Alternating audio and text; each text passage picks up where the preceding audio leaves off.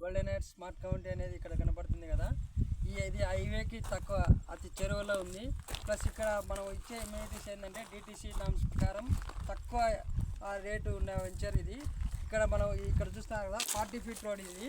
మన ఈ వెంచర్లో అన్నీ కలిసి కూడా 120 square yardsలో బిట్లు ఉన్నాయి. దీంట్లో ఇన్వెస్ట్మెంట్ పెట్టాలంటే అతి 10 yearsలో డబుల్ ట్రిపుల్ వచ్చే ఇన్కమ్ ఇక్కడ సోర్స్ ఉంది. ఇక్కడ మీరు ఇన్వెస్ట్మెంట్ చేస్తే నిమ్జ్ దగ్గరలో ప్లస్ ఇక్కడ మొబిలిటీ వ్యాలీ అనే డెవలప్మెంట్ అనేది 1250 ఎకరాల్లో వస్తుంది.